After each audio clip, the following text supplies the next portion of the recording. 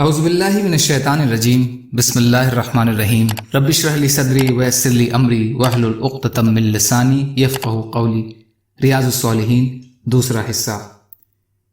حضرت ابو ہریرہ رضی اللہ تعالیٰ عنہ سے روایت ہے کہ رسول اللہ صلی اللہ علیہ وسلم نے فرمایا، جو شخص اس علم کو جس کے ذریعے سے اللہ تعالیٰ کی رضامندی حاصل کی جاتی ہے اس لیے سکھاتا ہے کہ اس سے دنیا کا ساز و سامان حاصل کرے، تو یہ قیامت والے دن جنت کی خوشبو بھی نہیں پائے گا۔ ابو داؤد، اس کی سند صحیح ہے۔ فائدہ: دین کا علم حاصل کرنا یہ بڑی فضیلت والا عمل ہے، بشرطے کہ اس کا مقصد اللہ کی رضا کا حصول ہو۔ اگر یہ دنیاوی معلومات کے لیے حاصل کرے گا تو اتنا بڑا جرم بن جائے گا کہ جنت کی خوشبو تک سے محروم رہے گا، یعنی پہلے مرحلے میں۔ لیکن جہنم کی سزا کے بھگتنے کے بعد پھر جب اللہ چاہیں گے وہ جنت میں چلا جائے گا۔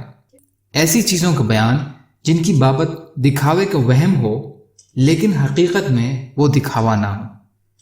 حضرت ابو ذر رضی اللہ تعالیٰ عنہ سے روایت ہے کہ رسول اللہ صلی اللہ علیہ وسلم سے عرض کیا گیا، یہ بتائیے کہ اگر کوئی شخص نیک عمل کرتا ہے اور لوگ اس پر اس کی تعریف کرتے ہیں، یہ دکھاوا تو نہیں ہے؟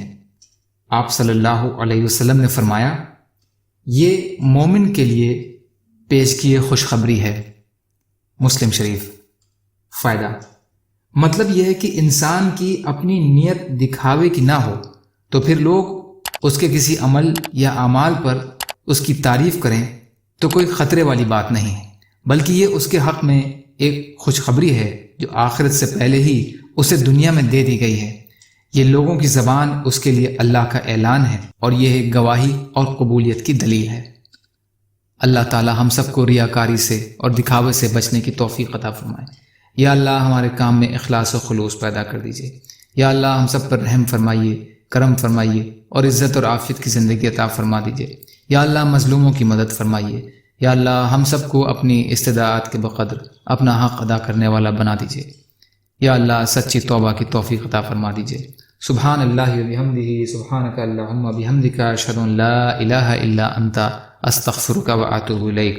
سبحان ربک رب العزت عما یصفون وسلام علی المرسلین والحمد للہ رب العالمین، برحمتک یا ارحم الراحمین، لا الہ الا اللہ، محمد رسول اللہ۔